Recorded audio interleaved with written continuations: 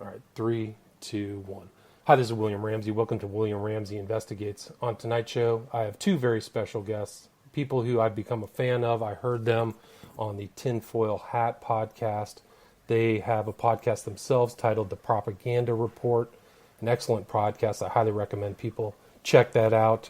Their names are Monica Perez and Brad Binkley. And I originally, about a month ago or two, asked them to be on my show and talk about the Mueller report. But there have been so many developments recently with Epstein and all this. We're probably going to cover a few topics, and they were curious about picking my brain about the smiley face killings in my documentary as well. So we're going to cover a few topics. I highly recommend you guys check out their podcasts and material.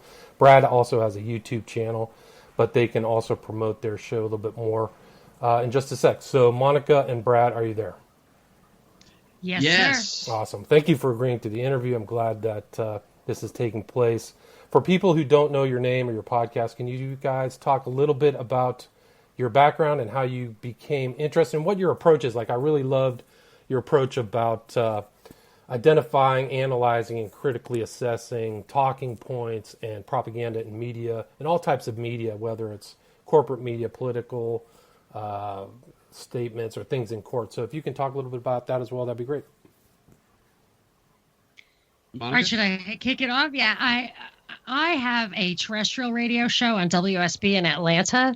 It's a call-in show Saturday afternoons if people want to listen on iHeartRadio and actually get on the show. It's got a good listenership. It's very mainstream audience, so it's interesting. And over doing that for a while, Binkley was a listener and a local talent, and he called me, emailed me, and we got together. He produces my radio show. And then we also decided to do a podcast once a week. So if you want to just listen to that WSB show, you can listen to it on Wednesdays. We post it on thepropreport.com. But on Thursdays, our podcast, which we co-host, is The Propaganda Report. And we both talk about basically the stories that are in the news, but peeling away the propaganda and the agenda elements of it and just telling you why it's important, because it's not there if it isn't meant to influence you or institute a policy or engineer society. And then we do those, and we continue to do those, but we found a real need for a kind of daily approach. You hear a lot of, we work at this mainstream terrestrial radio station, and you get that people will listen just for the news, but wouldn't it be nice to have news from a perspective of truth and liberty and individual justice, that kind of a perspective without all the propaganda? And so we have now committed to doing that every single day by drive time. So we put out 30 minutes of news without the propaganda, without the BS, called Drive Time Prop, your Drive Time Prop, which we put out by 4 o'clock Eastern every day, every weekday. And you can get all of that at thepropreport.com. It's a lot of stuff, but there's so much material. It never stops coming. So we decided to analyze it and share it as much as we possibly can. There's an unbelievable amount of propaganda. And you asked about approach. My approach is I just always try to ask, why are they showing it to us? What impact are they trying to have on their audience? And what actions are they trying to compel? What thoughts and actions are they trying to compel people to do? I think about it from a propaganda aspect. I've studied a lot of Edward Bernays and a lot of old propaganda, communist propaganda. And yeah, I just kind of try to analyze it through that filter. And I mean, I appreciate that, because some of these people are not calling what these political parties are saying propaganda, or like you actually use the term mind control, Brad, which, I think is really true. I think they're really trying to shape and control their audience, their group, or whatever. So, what are you? Well, maybe the best thing to talk about is Epstein. What are you guys' thoughts about Epstein and the reporting and what people want to know? Do you guys have any thoughts on that? You can launch that one, Binkley. That is, Monica nailed this. We both hovered around this right when it came out. Monica, she nailed it, I think, more dead on, is that the issue is to put conspiracy theories up in the news, because they're demonizing conspiracy theories right now. And right before that happened, the FBI had labeled conspiracy theories as domestic terrorist group, and then they baited everybody with this Epstein story. It was automatically as this Trump body count, Clinton body count, this competing kind of dialectic. And I think that personally, I don't know if he's dead. I don't know if he's alive. I don't know if he's a witness protection. I don't know what happened. I think the impact of this is going to be more about how they are taking control over the information and demonizing conspiracy theorists. And it's a beautiful way to keep you from actually pulling on any real thread. I mean, it's almost like they preemptively flooded the market with disinformation. And what Cass Sunstein in his famous memo, Conspiracy Theory, called counter misinformation, which isn't truth at all. I mean, they don't even pretend that it's truth, but they got ahead of this Epstein thing so that they made the conspiracy theories themselves the story. And obviously there's nonsense going on. There's no narrative here isn't a sign that the Epstein story is terribly scandalous. Justice won't be done. People are getting away with probably murder, not just Epstein, but other people are dead. Then all we're going to do is argue about the details of which conspiracy without being like, it doesn't matter. This is awful. Like, this is what we've come to. There's no justice. There's no truth. I believe we pulled 6 stories the day after Epstein died that were specifically focused on how terrible the conspiracy theories have taken over. And and they relate it to Trump, and they basically make it, if you're a conspiracy theorist, you're a white nationalist at this point. Right. Interesting. Like, that's the new term, right? White supremacist. Yeah. So we got off of the racist to the white supremacist. Which, I feel like they finally brought identity politics to the right. I mean, it took them like half a century, but they finally figured out a way to do it. And, I mean, what do you think this reporting will be? Will it always just be demonizing people who do not accept the standard statements that Epstein commits suicide, that was the predicate, was this FBI? Do you think that the FBI statement was intentionally dropped before Epstein died? Go make sense? No, I think what they're doing. You mean the stuff about the go ahead, Monica. They're just trying to chill. I know for the conspiracy theory stuff, for me, they're trying to chill people. They're trying to put people in jail. They're trying to button up all questioning of official narratives, not about Epstein necessarily, but about anything. Generally, either like they're switching to domestic terrorism, so they're trying to keep us from defending our rights, our constitutional rights, their background checks, red flag laws, even to the extent that we may be marching to an unjustified foreign war. Binkley nailed that a long time ago. They need to shut people up who do not believe the official narrative. I call it unpatriotic facts. They are not allowed. And this I think the Epstein is just a vehicle for them to launch a broader attack on people who question authorities, news, mainstream media. I think the Epstein thing is they usually multitask. Like if you read the report from Iron Mountain, they talk about they multitask in PSYOP, psychological operation. So the Epstein thing is multitask on many, many levels. And I think it is part of the conspiracy theory attack, which is a larger operation. Yeah, Bernays talks about multitasking too, a multifaceted approach to propaganda.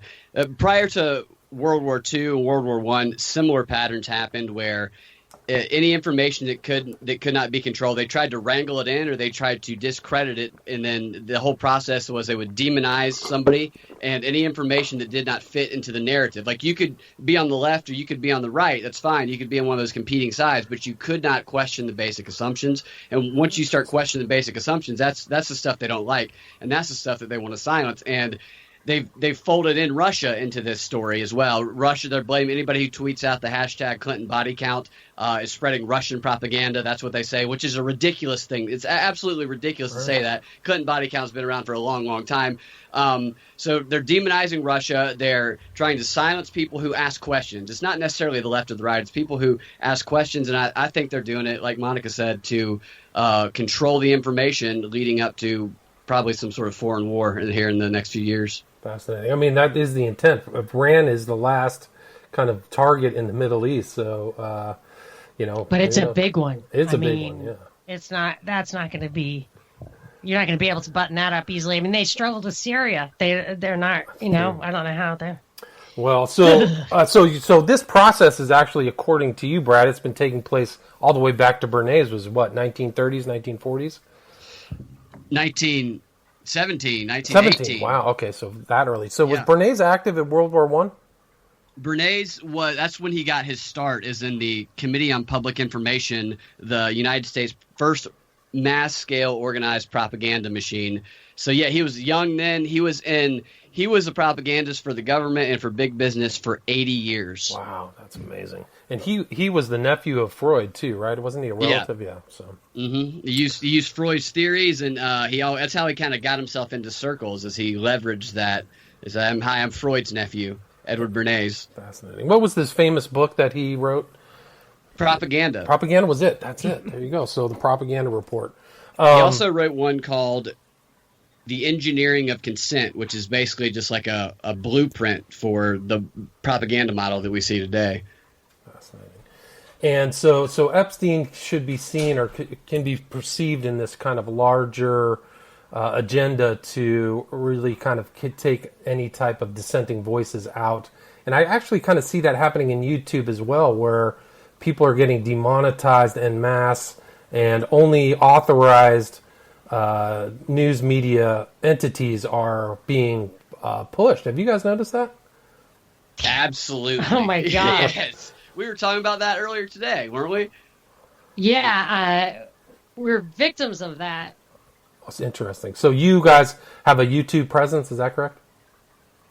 I stopped posting to YouTube because right after Parkland, we did a show on WSB, which is the regular airwaves, an FCC regulated station, and they took it down and they gave me a strike because they said I was bullying Sheriff Israel, who's an elected official. Wow. I mean, that's what freedom of speech is. And they said, and Google is a Defense Department operation, so don't tell me it's a private company.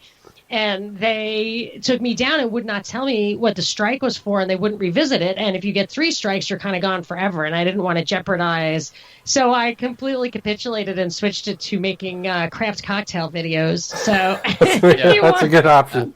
Probably help. Demonetized. Yeah, that's the kind of corrupting the youth that they're okay with. Interesting. So you can make drinks, right? Which is... Yeah, as soon as I put videos up there, the monetization is minimized. And speaking to what you said a moment ago, that giving the mainstream media stuff, we pulled a news story for our show yesterday that the story was about how the beneficiaries of conspiracy theorists getting kind of booted off of YouTube was that Fox News and other mainstream outlets are getting all of that traffic. So exactly what you said is exactly what's happening, and it's all part of what's called the Google News Initiative, which is this basically worldwide effort of Google to control the information by funding all of these initiatives of the outlets they can control. So the mainstream outlets and then the local outlets that are basically fronts for the mainstream outlets, they get them to where they all show up in the search rankings. They show up at the top, and they train them and they fund them, and they squeeze everybody else out by doing that. It's really fascinating, too, because they took a huge hit in valuation, like a $70 billion hit, just from YouTube in changes after they changed an algorithm. Do you guys know about that story? And Wojcicki I do not. And she kept her job. So a business actually took a huge financial hit after making these algorithm changes. And I seem to recall, is that when they brought on like tens of thousands of censors around that time? Yeah, because they demonetized a whole bunch of stuff. So all of these places when they demonetize a content creator, they're not selling their ads, right? So they contracted their own base. And one of the oddities of their decision is that people went to YouTube because it's not the mainstream media. It's not the corporate media. So they're actually moving against, people went there to see unique bizarre type videos, and they don't, people wanted to ask questions. So now, and the ads were disconnected. Absolutely nobody held the advertiser responsible for the content because they knew that's not how the model worked. Right. That's true. And they're blaming the advertisers, but it's not believable. Well, there was, what did they call it? The ad apocalypse or whatever, but it was really based upon very few complaints. It seemed like there were very few complaints, and then they contracted all the advertising. But it's part of this larger agenda, I think, that you guys are really keyed into, where you're only going to get, one of the 6 main corporate bodies, whether it's Microsoft, Disney, they're going to tell you what to believe. And if they were really after stuff that would upset an advertiser or stuff that's really bad for vulnerable listeners, watchers, viewers, they would make it possible. And I will tell you, I have 3 kids. They're teenagers, young teenagers. One of them has Down syndrome. And I have tried everything I could to control what they see on YouTube. And the themes are so dark that it's their terrible themes to the point where, like, my son's special needs class, they ban YouTube. Wow, they don't allow it. They tell the parents, don't let your kids watch YouTube. And my son, there's like one channel that he tries to avoid, and he says, I just try to watch My Little Pony, and it keeps, there's like the dark side of My Little Pony, and, it has really bad things. And he said, I keep canceling it, and it keeps coming back. So if they really wanted to fix this stuff, they could. And I think it's actually the opposite. I think they make it so it does go into that more addictive, darker place for kids, but not for political free speech. So right. I don't buy their line at all. I don't either. I totally agree with you. Yeah, it's pretty incredible because kids can still access really dark stuff. There's all kinds of pedophile themes. All they'd have to do is rate it. All they'd have to do is rate it like TV and movies are. It's not that hard. It's much harder to figure out that I'm bullying an elected official in real time. I mean, how are they pulling that down immediately? Yeah, so the kids figure out ways around all of that stuff from what I've learned. Yeah, but YouTube doesn't have to. Are they finding a way to watch my video that was taken down?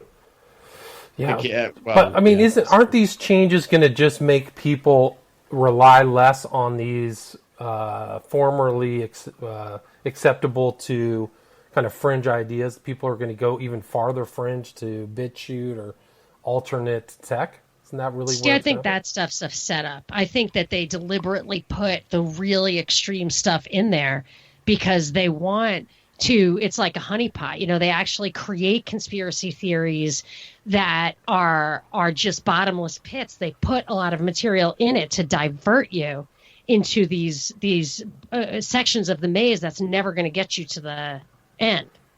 Interesting. Wait, so you mean people going over to BitChute like Nazi channels and stuff like that? Right. Have you seen the Adam Waffen videos on BitChute? I mean, it's like super hard. There's some crazy videos on BitChute. Yeah, and crazy. I think people who do the extreme radical stuff are going to end up on some of those platforms. I have stuff on BitChute. I hadn't looked at my page in a while. I looked at it the other day, and I was like, I was surprised at the amount of views that I had gotten. It's not like a lot, but it was more than I had expected. But looking around on the site is it's extreme as soon as you get there. So, well, but Binkley, didn't we find that? I wish I had my finger on this evidence right now, but there was a British company that was making, radical Islamic videos for YouTube for the Middle East, and they were doing it on behalf of military intelligence, who, when they were caught, later claimed that we were doing that to monitor how it infiltrated the system, and then the company that created it said we didn't have any monitors on it whatsoever. We were just releasing it. We weren't tracking it. There was no research involved. And they were making them. That's why I think that they're doing the exact same thing. If you look at the Defense Department has this analysis on memetics, on memes, and it says that they use it to enhance dysfunctional subcultures. They say they only use them abroad, but I think there's evidence, plenty of evidence, that they use the same tactics here at home as they use abroad, and that's what they're trying to do openly by classifying white nationalism and lumping it with conspiracy theories and saying that stuff is domestic terrorism and should be exempt from the civil liberties that are assured by the Bill of Rights. Yeah, that's what makes me nervous. And so that's the kind of stuff that then they can use these tactics like a FISA court or propagandizing or radicalizing or enhancing dysfunctional subcultures to entrap people. But what they really do is prey on the mentally vulnerable and make things worse so they can have their strategy of terror. And that's what we did in World War One. Is leading up to World War One. The British were propagandizing us. They had the most sophisticated propaganda operation, and they were propagandizing us to get us into World War One. Their correspondence they wrote between a guy named Sir Gilbert Parker, who was the main guy over here for the British, back and forth with a guy named Lord Wellington at the Wellington House. And they talk about how gullible the Americans were for buying into everything they were doing. But the way that they inoculated us from seeing it was that they told us that everything that we saw was German propaganda, because Germans were terrible at propaganda in World War One. World War Two, they were good at it. World War One, they were terrible at it. And since they were terrible at it, it was easy to spot. And so everything that they did not, any inconvenient truth, unpatriotic facts, they would just say, oh, that's evil German propaganda. Meanwhile, the British are subtly manipulating us into a war that the country didn't want to go to. We were neutral before that. Right.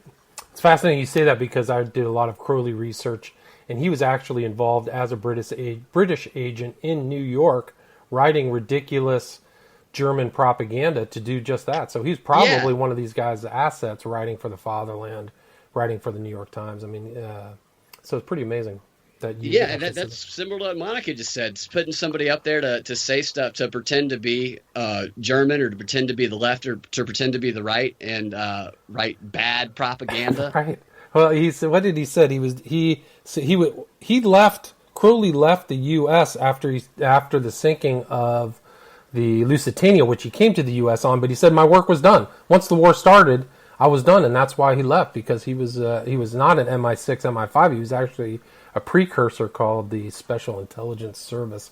But he said that, if he wrote in his confessions, he said, I was basically not verbatim, he says I was a propagandist who engaged in ridiculous things. And he was actually did these pro-Irish things as a German citizen. But then there was a book by Secret Agent 666 where the U.S. government knew full well that he was a British agent working under the aegis of their intelligence agency, engaged in propaganda. It's incredible. So is occultism not real? Is that what you're saying, that he is a fraud from top to bottom? We can get into that argument, because some people think that his occultism was a front for his intelligence activity, or was it the inverse? Right. Is that he was an occultist and intelligence was very easy for him because he had a very fluid moral code or moral center. I'll have to set aside a couple of hours to talk about that. I was reading about Jack Parsons recently, and just, oh my gosh, But it's interesting to look I'm glad you went all the way back to World War I, Brad, because this stuff is happening. Public manipulation, fake things, and we really don't know how many of these shooters or people went crazy were due to propaganda that was created by our own government, right? We don't know what they're reading. I don't know. They act like it's unreasonable to question whether something happened, yet they tell us deep fakes are going to, we're never going to know what a video is real or not because of deep fake. And then we go back throughout history. There's a book called Falsehoods in Wartime. It was written shortly after World War I, and it just documents all of the lies that were told, all the things that were staged and that were faked. Edward Bernays writes in one of his books, I think it's Public Opinion, and he writes about how the public believed the sensational lies they made up and the stories that they told, and how they recycled old stories from back in the 1700s, and they would put them in newspapers, and how they would change the headlines of that were under the captions underneath pictures to completely different stories to make them out to be tragedies when they weren't that at all. So they've been making stuff up. They've been using atrocity propaganda for centuries, yet they try and convince us that even questioning whether or not something real is like immoral or wrong. Interesting. Yeah, so you can take it all the way to this whole Russia hoax, and even the foundations of this Mueller report are based upon hysteria and kind of fact-free propagandizing that really took hold all over. Wouldn't you say that? Yeah, the most important thing I felt about the Mueller report, it's all I really needed to see was these, I think they're called 302 reports. Did you happen to catch that, William? No, I was tell me. talking about. So if you look at, I just read the Mueller report and I noticed that it just had a different style from the Ken Starr. You could get into that Ken Starr, Whitewater, and the Clinton stuff, Monica Lewinsky. Totally different subject, but just as far as it's similar. reading, These kind of independent counsel things are very interesting. But please continue. Yeah. So, but just even reading the report, I was reading the Mueller report, and I'm thinking, well, where is the evidence? I'm a big fan of footnotes and stuff, and I went back to the Ken Starr report, and when they talked about Linda Tripp, they would talk about her testifying. She testified that blah blah blah. But it didn't say that with the Mueller report. It's actually written like a narrative. So I went and looked at the footnotes. I'm like, how am I supposed to believe any of this stuff? And what they were these 302 reports, which is, and I looked into that, and that's a very controversial method. It's common, it's everywhere, but it's controversial, and this is why. An FBI agent can have a conversation with you, and at any point, like even up to several months later, write up a 302 of the conversation. I think it's 302 and not 320. I'm almost positive. No, 302. 302. You're right. Yeah. Okay. So he can write up this account of the conversation, which may or may not be a true reflection of what you said, and it's even been problematic because people will be in a jury situation. Somebody will be a witness testifying at a trial. And they'll testify, and then the 302 report will be produced and say, why did you say this to this FBI agent? And they'll say, well, I didn't say that. So it says right here, you said it. So then it creates a real problem in court because the witness is like, I did not say that. And they're like, it's right here. It's like Comey writing in his notebook outside. Right. So it's actually double hearsay on people who have political agendas and conflicts of interest. So you have somebody saying that they heard Trump say something, and then you have this FBI agent scribbling it down on the back of a matchbook and typing it up, and then so you know what I mean? So it's the FBI agent saying that Chris Christie said that Donald Trump said this thing. And that to me was, I would just roughly say, if you could even eyeball the footnotes, at least in the second half of the Mueller report, which is what I focused on, I would say 80% of them is just 302. God, it's just incredible. The whole thing is a total joke. I mean, and then the other 20% is news reports. Right, but some of them, and they're all anonymously sourced as well. And that's the mind control aspect. But didn't they get busted? The FBI didn't they get busted planting their own news sources and then relying on them? So yes, it's just incredible.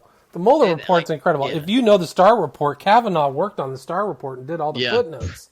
So all William, those what? It backs up that Kavanaugh thing. Miguel Rodriguez wrote how the Vince Foster murder was not, or the Vince Foster investigation was a suicide, was baloney, and he resigned and yielded to. He wrote that his memo to Kavanaugh. Oh, interesting. Who then covered it up. Well, and I don't know if the Vince Foster thing is one of the. They're doing this thing now over the past couple of days where all the left-wing news outlets will say Trump's spouting off dangerous conspiracy theories again, and they'll put a big list up on the screen. And there's been an article in the New York Times, I think the Washington Post also, that's also had a big long list of the crazy conspiracy theories that Trump has promoted. And one of them is Vince Foster was killed by the Clintons. And it's all a bunch of conspiracies that, like, I would say probably 70% of them are not crazy at all. Crazy at all. Well, I don't know if you guys know this, but I was in D.C. at the time, and I worked for the lawyer who did an addendum to the Starr report. His name was John Clark, and I sat down with Patrick Knowlton. I knew Patrick Knowlton face-to-face, who was the witness at Fort Marcy Park, who saw something that the FBI was... I've done interviews on that. But, so I knew all those guys. I actually delivered... If you look up the Starr report, okay, so what happened? The Starr report went to the District Court of D.C., which is a springboard to the Supreme Court. That's where Kavanaugh made his way to. That's the federal three-man judge court. When they reviewed, I think it was something having to do with Starr, they added the Clark addendum. You can look it up online. It's still there. Clark's still around. Ed Opperman interviewed Clark and Knowlton twice. And I knew that. I mean, I can tell you stories that will blow your mind. So I was the one who delivered that to all members of Congress. So it was both the senatorial offices and the congressional offices. I handed those things to people like Levin. I handed it to Arlen Specter's office. All these people, everybody at that time. That was 1996 or 7. So I know the Vince Foster murder very well. that was the smoking gun, those guys, and they said later that they were disrespected and abused. Oh, no. There were guys who followed Milton around with black briefcases and intimidated him. They wanted him to know they were taking pictures of him. So they were intimidated. I mean, he had the pictures. That's what they said in the Epstein case. Well, the thing is that's not public information. That's not something Knowlton wants to tell the public. That's true, though, because I saw it firsthand. And, oh, man. He was... That if you walk, all you have to do to look at the Vince Foster report is walk out to Fort Marcy Park. Fort Marcy Park got its name because it was a Civil War fort, and they used to make these forts out of tree stumps or whatever, like fallen trees, and so it's a big thing. Wow! And he was in a position that nobody could ever have done what he did to do. It was on the other side of a berm. It just the whole thing and it was all shaped. And even the description of the car and stuff was... The gun is in his hand. He's a left-handed right hand. When anybody shoots himself, the gun flies off about 4 feet. That's your standard when they find a body. The whole thing it looked like somebody was trying to set up a Hollywood-style death, like somebody who didn't know forensics or anything. It just William, hey, man, it gets... Knowlton? Yeah, Patrick Knowlton. Is he related to Hill and Knowlton, the PR firm? No, not at all. Okay, he actually was in the same apartment complex as Clark. I licked all those stamps and envelopes and everything that went to Congress. I was the one who did I was just a simple clerk, legal clerk. I was just totally naive. It was that's incredible. Fascinating. No, it's an amazing story. So that was really one of their first hits. That was it. They probably lured him out, and it goes back. I did a couple shows on Vince Foster before the 2016 election. So, he must have known something about Whitewater and all these things. And I actually mentioned McDougal in a conversation I had with Roberta Glass just earlier because one of the early Clinton body count deaths was a guy by the name of Jim McDougal, who was known Whitewater, kind of a financier out of, I think he was the Arkansas Development Fund, AIDFA. And he was in jail, and literally people said a helicopter flew in, people got out, walked into the jail cell. He was dead of a heart attack, and they just left. And so, something like that could have happened to Epstein. So yeah, it definitely could have. Yeah. So anyway, don't tell Vince Foster and all those things. The footnotes done by Kavanaugh revealed. If you want to get into the footnotes, Monica, read the footnotes of the Star Report. I love footnotes. That's where all the meat is. It is. Well, so Kavanaugh. But the Kavanaugh thing was a it's artist. Monica, it's a personal thing. When they went after Kavanaugh, it was personal because he put all of Bill Clinton's sexual peccadillos in the footnotes. The 7 girlfriends he had. I would peel it further and say that stuff was a distraction from what really went on, like the Barry and the boys stuff, Barry Seal stuff. There's it just you get into the murky underworld. Dude, the thing about Mena and Barry is that he was one of many. Do you people think that was one minor transshipment point? Right. That stuff's happening, and people say, "Oh my God, this mall airport is corrupt." How do you think tons of cocaine are coming into the United States? Through LAX or something? They're smaller airports, man. Oh, yeah. So anyway, you don't get me started. We were talking earlier about how they presented this prison in the news as though it were stellar and had a great reputation, and they were just shocked that there could have been some, some bad stuff going on, that it's just incompetence. When that's not true. There's been corruption at this prison for forever, really. A lot of prisons are very corrupt, and the thing is you can if you have unlimited funds, everybody has a number, and anything can happen. And Epstein was in jail. He was arrested for July 6th and died. So there was a month for people to just figure things out, man. And these stories are super conflicting, and that's very telling in itself. Clearly something's up, right? I mean, even if you say that he committed suicide in that place and he wasn't on suicide watch, right? That already is just a level of that's not right. And it's beyond incompetent. It's just there's something wrong. So there is something wrong. Right. And then they've spoon-fed us numerous complicated conspiracy theories. And I myself, I'm on Twitter. Everybody's tweeting at me their different ideas. And I'm saying, I'm not getting stuck in the quicksand of the conspiracy theory, and they'll say, "But this is the one. This is the truth." Exactly what happened, right? Never gonna know. Well, I told Roberta Glass it's like Agatha Christie's Murder on the Orient Express. It's not who did it, but everybody probably wanted it done. Yes, nice. There's tons of names involved that Yeah. never came out. Bill Maher, all these people are affiliated with these guys, and going to that island. Imagine how many people needed him to go away. There's Yeah, hundreds. we've talked about this a lot on our show, that the plea negotiation letter that nobody ever talks about because they didn't want to make it a Clinton scandal. The names on the plea negotiation letter, which are the people vouching for him that helped him get that sweetheart deal, that's what really helped him get that sweetheart deal. Not, Alexander Acosta was a small player. Right. The names on that are the Rockefeller Foundation, the Trilateral Commission, Wow. the Council on Foreign Relations, and it cites Epstein as being one of the members who conceived of the Clinton Global Initiative, and it cites his friendship with Bill Clinton. Right. Yeah, so it goes to the top in all these very powerful foundations. Did you ever read that he was an informant for Mueller? I did see that. Yeah, so that's another thing. So it's like Mueller's tied in. It's the Bush, right? So it was under the Bush administration. So why did this kind of lenient thing happen? I feel what sorry for about Acosta in a way, because I feel like he was Yeah. just probably told Yeah. what to do. That's Binkley's view. I think they were all kind of, I don't think he had much of a choice, but the Florida cops they were horrified that this happened. They said they never saw so much evidence in their lives in any case, and they had so many victims and physical evidence, everything. They were really pissed. Now the guy who was the most pissed happened to die at the age of 50 not too long ago. Right, But I remember that. but yeah.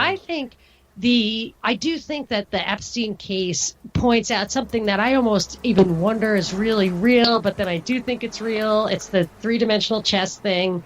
It's where don't forget who his handler or procurer or whatever was, is Ghislaine Maxwell, Right. whose father, Maxwell, also, I was listening to 21st Century Wire, and they pointed this out. I can't believe I didn't snap to that. Her father also supposedly suicided himself when scandal was descending upon him, but he was supposedly a Mossad super spy, which is what they say about Epstein, that they were getting to these Americans or high-level UK or whatever as a way of debriefing them, blackmailing them, whatever, because at whatever level they were operating, there was factionalization. And Wexner, I don't know what his story is, but all roads lead to Wexner.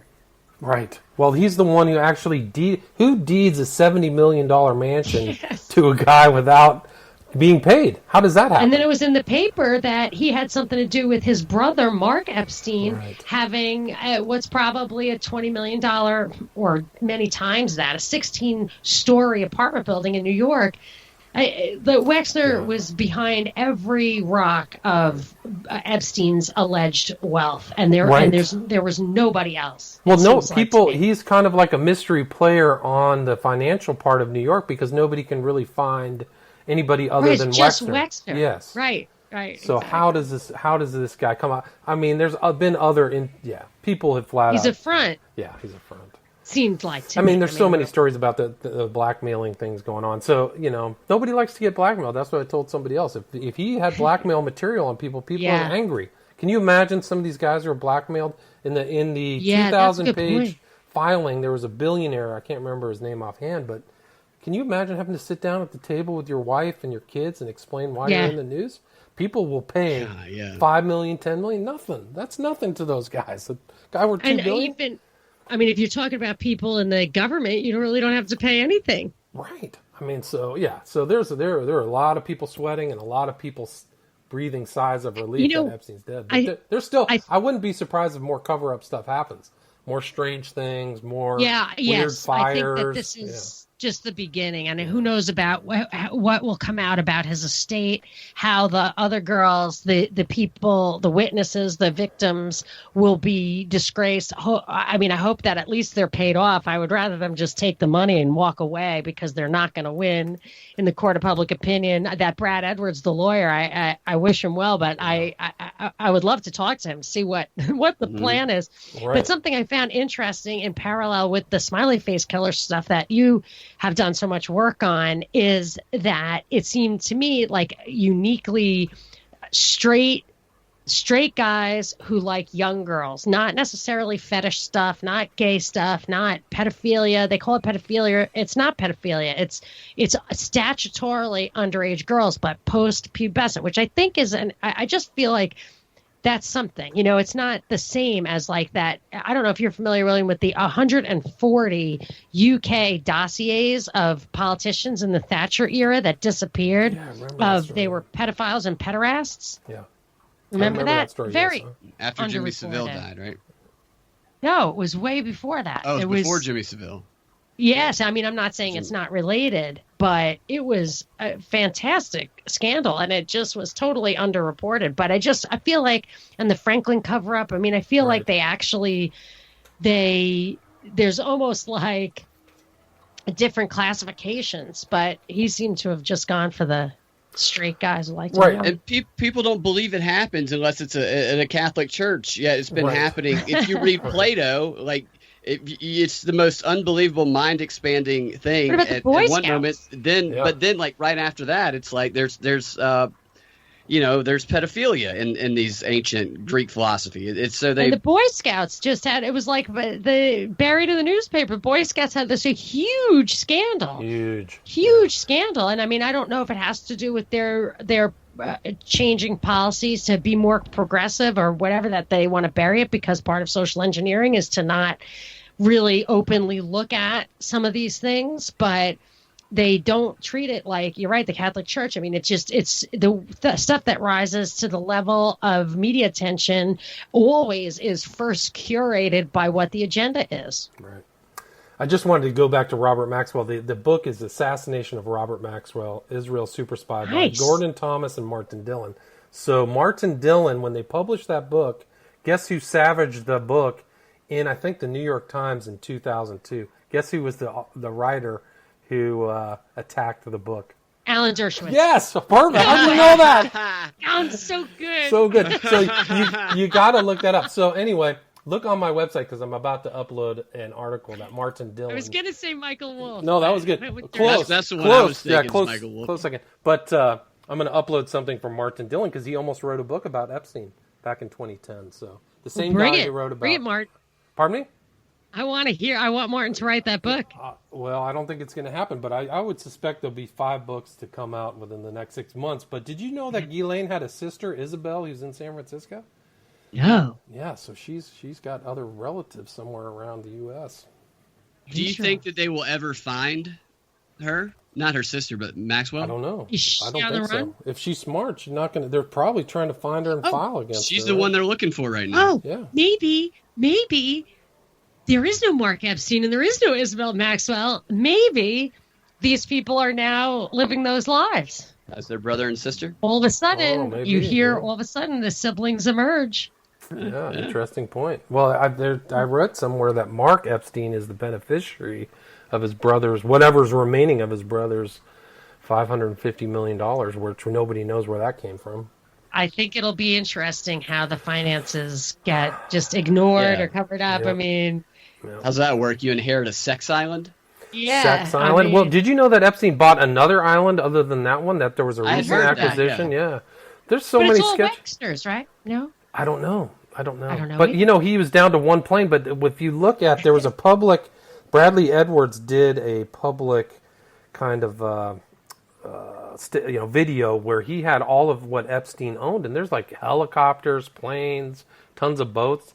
I mean, it's like a villain, like some kind of super villain. Yeah, it really is. Anyway. And there's no trace of where it came from, like the SEC filings and all that, which makes no sense. Do you know what's the Castle Let's see document? his tax returns. Yeah, let's see his tax returns. That'll be interesting. But do you know that Epstein was going to, in one of his routes, his international routes, that he was going to Tangier in Morocco? No. Yeah, so No. in the Castle filings, there's a map of all these places where they knew Castle was like one of the big guys other than Boys. Flexner, Boys was involved in busing Avenatti, who tried to threaten Boys with criminal prosecution over the whole Nike transaction, which is a total joke. Avenatti's just I mean, I don't want to get into that. Anyway, Binkley loves to pull the thread on Avenatti. well, so he threatened boys with criminal prosecution, which is illegal, and then he left, and then boys invited him back to threaten him again, which was the FBI was there to record him. So Avenatti walked right back into the mousetrap and said the same stuff like an idiot. I mean, it's just incredible. Anyway, go look. I'll send you the castle maps, but he's stopping in Tangier. So there's an element there. There may be more. They may be not all be little girls, because Northern Africa is a known place to find little boys. That made sense, because I don't feel like he's one of a group of guys in charge of luring in people of one predilection or another. I feel like he is working for a competing entity at that level, and it would make sense if he had a variety of products. Did you hear that Roberts said that both Ghislaine and Jeffrey Epstein wanted her to have a baby, and that she would be they would take care of the baby, and they would pay her $200,000 a month, no questions asked, but they would be the parents? Who did they want to have the baby? The one of the primary accusers, Virginia Roberts Giuffre. You know, I'd heard that he wanted to seed an entire island. Right, that just seems like baloney. Well, she actually said it, so I don't know. I mean, Robert said it? No, I mean the seeding the island thing. I thought was right. Well, I think he was into transhumanism. I mean, the guy's connected. Are you sure? When did that first emerge? That story was that he wanted to have 20 women. He wanted to have like a little baby factory. When did you first read that story? This stuff is too new for me to. I gotta find it. It's there. I read it recently, but I'm just saying, Binkley and I have been looking at this guy for years now, and I feel like we would have, these things that are coming out now, unless they were in the unsealed documents, I want to see like the first reference to it, because I feel like there's a lot of misinformation and counter misinformation being released into the echo chamber. This is from The Guardian, August 1st, 2019. Epstein reportedly hoped to develop super race of humans with his DNA.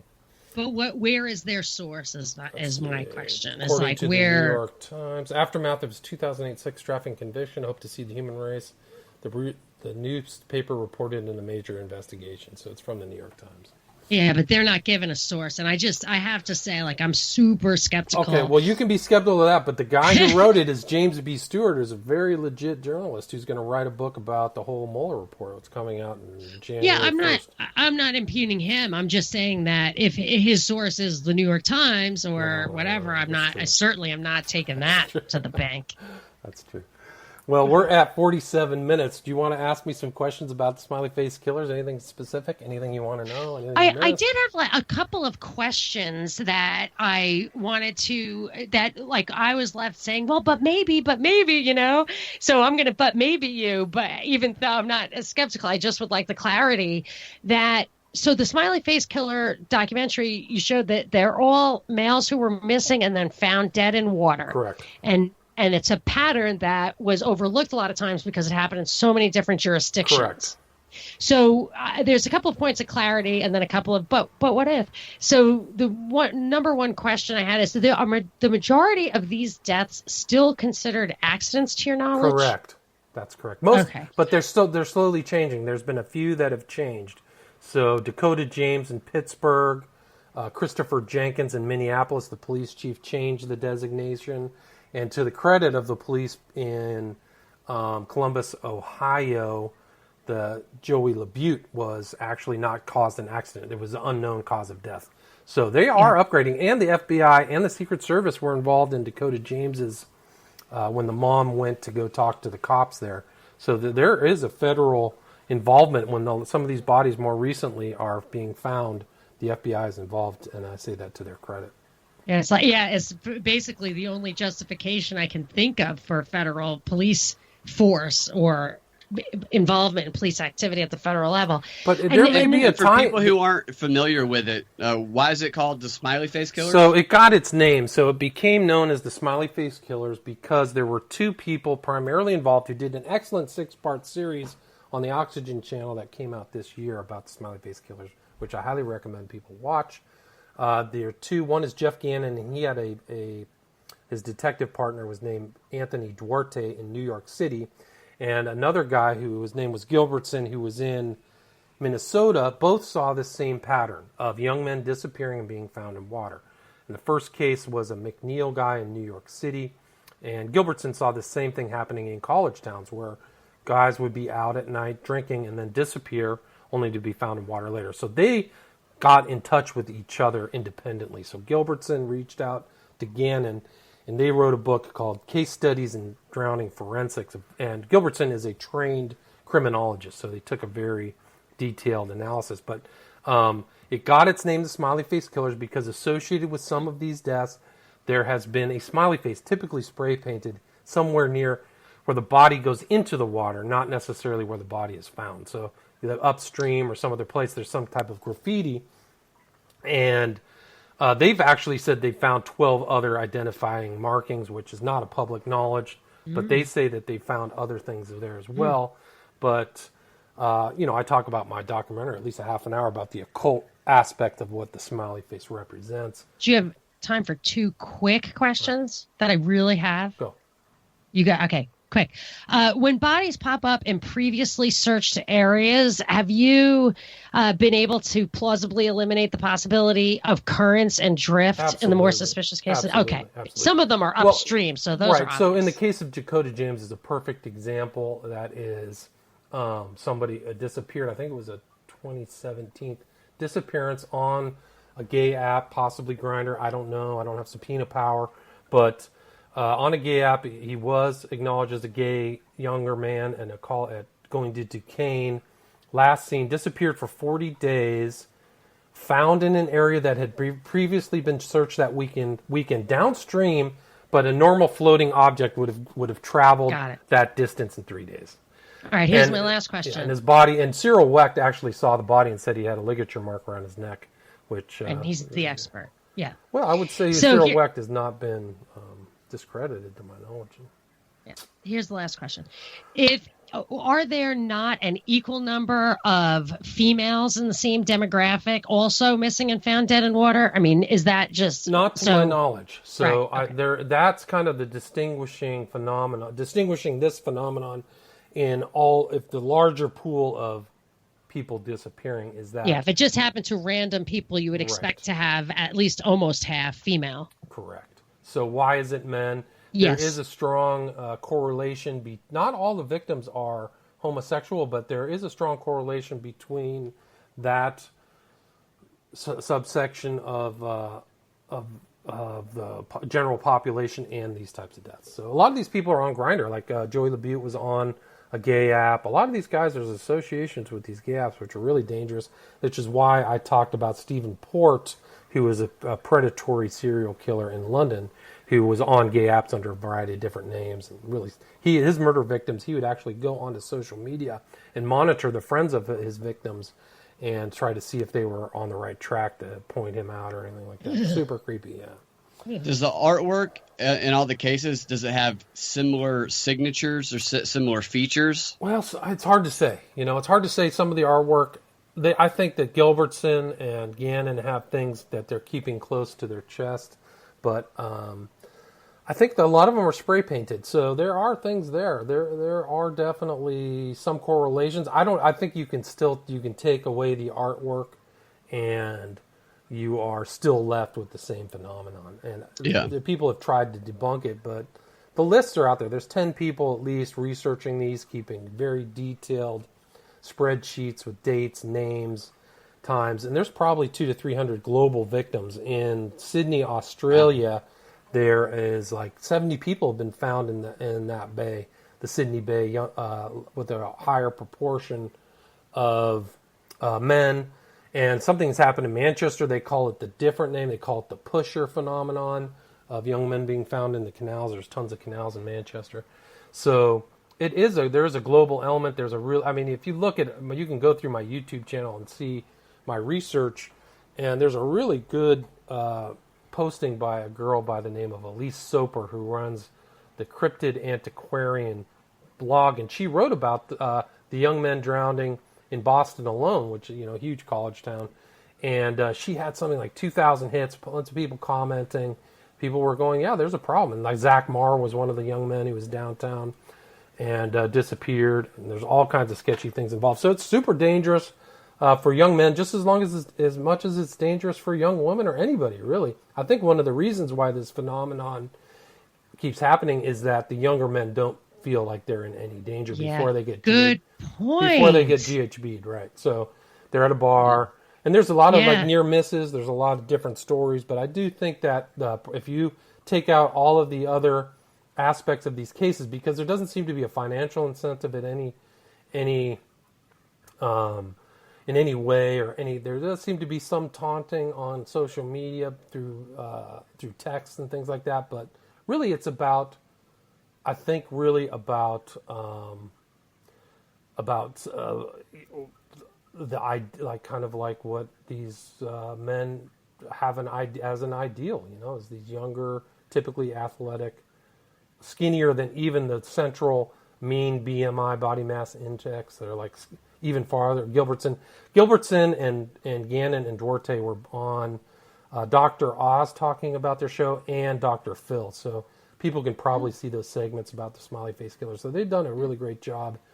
I think that where they've fallen short is not seeing the enormity of the problem and how many people have died in different parts of the country, different parts of the world, really, because I have had I've looked at cases in the UK, Europe, and they just keep happening. So somebody's sharing information through the dark web or somehow how to talk about this technique either through FetLife or something like that. So it's really a modern kind of killing. And I did a kind of cursory study of gay serial killers in the Midwest, really all over. A guy by the name of Eiler, Dahmer, Baumeister.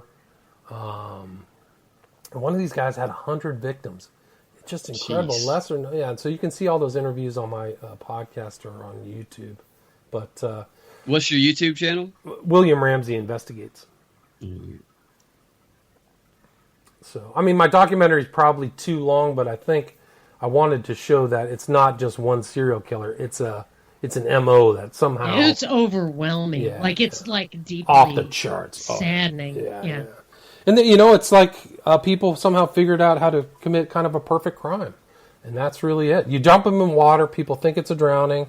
They don't think anything else, and that's it. And it erases all the evidence. Right, so all these other serial killers, the bodies are missing. Like, well, there's 18 missing guys, But in this one, you can trick the police and trick observers, I think that's really what's happening. So, I did one case, his name was Garcia out of Boston, and they searched this reservoir, which is a very clear reservoir, over and over, and his body just magically materialized right there in a place previously searched in a very obvious manner. Like, so where was he? How did they miss it? And they keep missing these people. And my conclusion is that they didn't miss anything. They weren't there. They're kept for a time.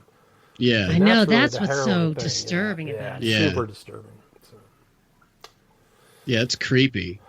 Yeah, it's bad. You don't want to become a victim. I mean, people are headed off to college and school again. So I think that if I looked at all these cases, I do think there's a partial, the desire on the authorities is not to put people into fear and panic. So they're definitely not talking about it. They're not talking about it like it's a concern. And they can square it away if they say it's an accident. It's an accident, absolutely. So I do think that there's a phenomenon of women being GHB'd, and women are very cognizant of the fact that they can be drugged. They watch their drinks, but men don't. They don't see themselves as victims, and I think they should. Yeah. That age too, reckless and drinking a lot. It's definitely an easy target. Well, I talked about this one guy who was in my documentary. That how did he key in to find his victims at 2 a.m. at bars? How did he know that was the place to go? So somehow he had figured out, either just being at bar, that men are vulnerable at that time. And he literally had 2 victims at the same time in his house. And he was I think he was married. Like he was outwardly heterosexual.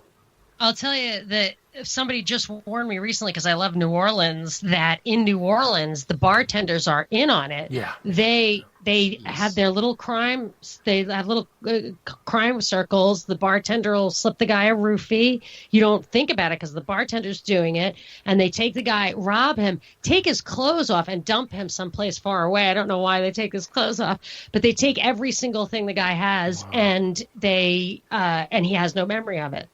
Yep, there you go. But the bartenders are in on it, right, so they can target you and they can drug you. Yeah, so I think that some of these people, the bartenders, some of the victims, the bartenders were in on it, on the drugging. I was worried about it. And I think that that's dangerous. In Mexico right now, they're drugging a lot of drinks.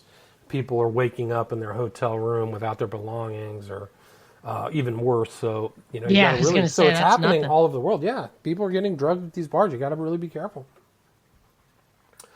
Anyway, so we are now at 60 minutes. Great interview. Thanks for sharing all of your knowledge. Where can people find you online? Find you guys? Well, just the best place to go is thepropreport.com, or wherever you like to listen to stuff, go to Propaganda Report and you'll find us there. And at Freedom Act Radio and at Monica Perez Show on Twitter. On Twitter, cool. And again, it's the Prop Report, and I came across the Propaganda Report on iTunes. So. Yeah, that's it. They shut down. Report. WordPress shut down our website, so we've had to rebuild, and we use different URLs now. So the propreport.com is if you want to just go to the website that has kind of everything on it. But Propaganda Report is the name of the podcast on all the listening platforms. All right, cool. And where can our listeners find you? I am on Facebook and Twitter. So you can just look up William Ramsey Investigates is my YouTube channel. I got a ton of information about the Smiley Face Killers that's free, in my movies are the Smiley Face Killers and also Occult Hollywood. I kind of redid that recently. So if people are interested in all the occult symbolism and numerology in Hollywood, they can take a look at that as well. Yeah, cool stuff. All right, so it's Monica Perez and Brad Binkley of the Propaganda Report. Thanks so much. Thanks a lot. Right. Enjoyed it. All right, cool.